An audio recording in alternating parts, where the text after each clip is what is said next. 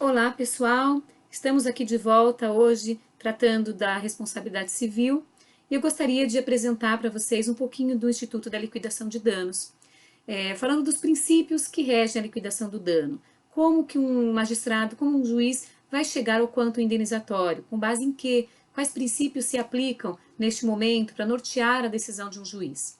Vamos lá? O primeiro deles é o grau de culpa. A culpa ela pode ser escalonada, como culpa grave, culpa gravíssima e culpa leve. Contudo, tanto a culpa levíssima quanto a culpa grave, que se aproxima até de um dolo, é passível de indenização. Então, na realidade, a lei não permite que o quanto indenizatório seja relacionado diretamente com o grau da culpa, certo? Nós temos aqui o artigo 944 do Código Civil. Acompanhe comigo quem está aí com o código. A indenização mede-se pela extensão do dano. Então, a lei é clara em estabelecer um ponto fixo para que se meça a indenização. O quanto indenizatório tem mais a ver com o tamanho do dano do que com o grau da culpa do agente que causou esse dano, correto? Então, o primeiro princípio é esse, 944 do Código Civil. O juiz, o magistrado, deve se ater à extensão do dano ocasionado à vítima e não necessariamente ao grau de culpa do agente. O segundo princípio é a decisão por equidade, não é? Então, o magistrado, ele deve se ater aos termos da lei para determinar que o ato é ilícito e que há responsabilidade civil, não é? Dentro de todos aqueles pressupostos que nós falamos anteriormente, não é? Mas existem situações em que a lei realmente não prevê como que haverá a indenização. Porque, em princípio, nós temos a indenização pelos danos emergentes, não é? Que são os danos materiais causados diretamente à vítima, e nós temos os lucros cessantes, que são na verdade, o que a vítima deixou de ganhar, não é?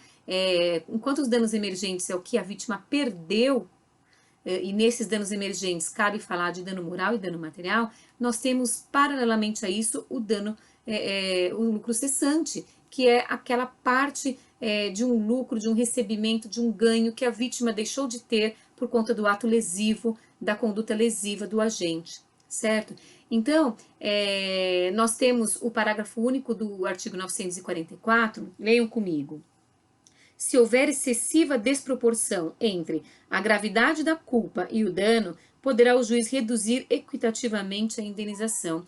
Veja, equitativamente, não é? O juiz tem que lançar mão da equidade, que é o que ele sente como correto, é o senso de aplicação do direito, não é? Da justiça. Então, ele vai lançar mão da equidade para trazer um equilíbrio entre a extensão do dano e o grau da culpa. Então, esse princípio ele vai equilibrar. Enquanto o artigo 944 caput fala da extensão do dano como princípio a ser observado pelo juiz, este previsto em lei, o parágrafo único vem e diz, olha, se houver desproporção entre um e o outro, o juiz, o magistrado, deverá utilizar-se do que ele entende por equidade e assim, talvez até reduzir este valor da indenização, certo?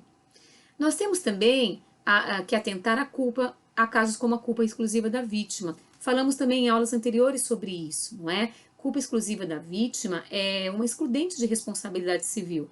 Por quê? Porque nesse caso, o agente ele é levado a cometer um ato lesivo porque ele foi usado como um instrumento da própria vítima. O exemplo que eu dei na aula foi da vítima que pula de um viaduto, não é? E cai em cima de um carro que estava passando. Então, o motorista do carro, ele atropela essa vítima que vem a óbito, ou que fica inválida, né? E depois pensa que talvez devesse receber alguma indenização. Na verdade, não. A responsabilidade civil não vai haver, porque houve uma quebra do nexo de causalidade entre a conduta do agente e o dano. Afinal de contas, foi a vítima que causou este dano a ela mesma. Ela, por vontade própria, se atirou do viaduto, certo? Então, não há esse nexo de causalidade. A vítima, na verdade, ela sofreu as consequências do próprio ato dela e o agente foi utilizado como um verdadeiro instrumento para o objetivo da vítima. Por isso que a gente diz que a culpa exclusiva da vítima é uma excludente de responsabilidade, certo? Nós temos também, a par disso, a culpa concorrente. O que é essa culpa concorrente? Ora, é aquela culpa em que a vítima tem uma parcela dentro da sua atitude, dentro da sua conduta, a conduta ativa ou negativa, omissão ou ação, não é? Mas o agente causador também tem a parcela de culpa. Nesse sentido, a lei determina que cada parte deverá responder até o limite das suas ações, não é? Então, haverá que se fazer uma análise para se compreender até que ponto a vítima causou e até que ponto o agente foi o responsável, tá bem? Então, nós temos que o artigo 945 do Código Civil nos fala sobre essa culpa concorrente. Vamos verificar? Se a vítima tiver concorrido culposamente para o evento danoso, a sua indenização será fixada tendo-se em conta a gravidade de sua culpa em confronto com a do autor do dano, que é o agente, não é? Então, isso é diretamente relacionado à culpa concorrente, tá bem? Agora, mais especificamente como liquidação, né? Liquidação dos danos. Como é que a lei determina que se faça, não é?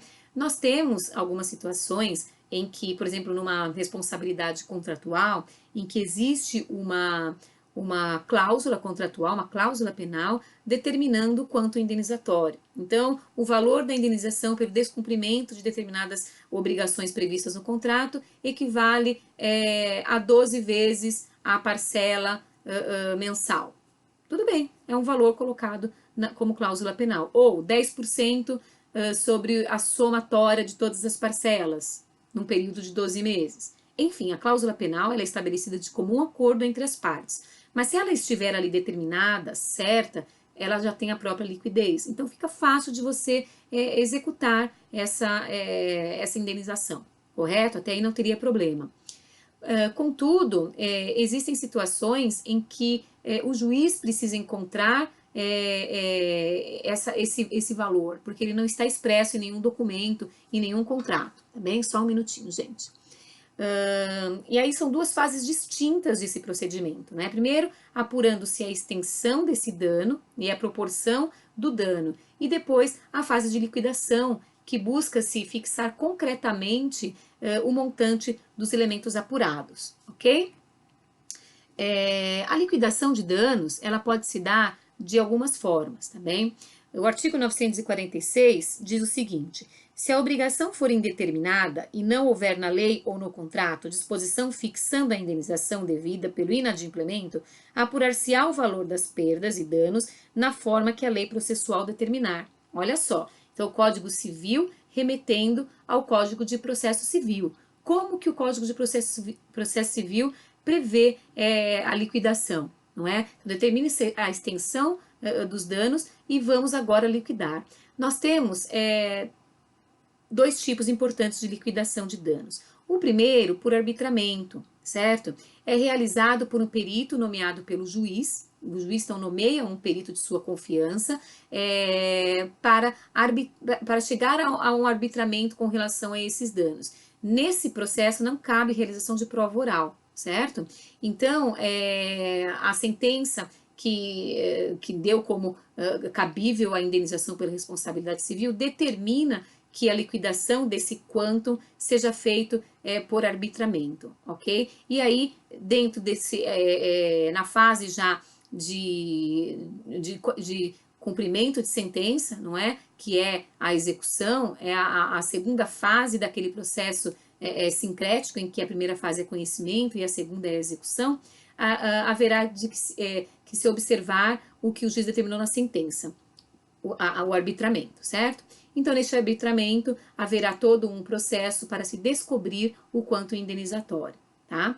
Já na liquidação por artigos, que é outra espécie prevista no CPC, ela é utilizada mais quando existem fatos novos, não é? E documentos novos a serem apresentados após a sentença, para se chegar ao quanto indenizatório, tá bem? Então, existe uma necessidade de se trazer uma prova nessa fase de cumprimento de sentença, para se liquidar o quanto indenizatório, tá bom? São admitidos todos os meios de prova, tá bem? Em direito, admitidos, inclusive a prova pericial, é um procedimento que permite essa larga dilação, essa dilação probatória, tá bom? Ao contrário do arbitramento, tá?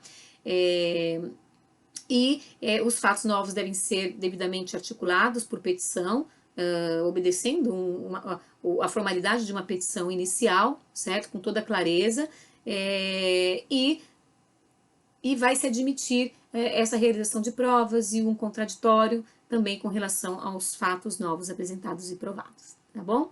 Então, normalmente, como um exemplo que eu dou para vocês da liquidação por arbitramento, é quando existe um dano moral a ser analisado, não é?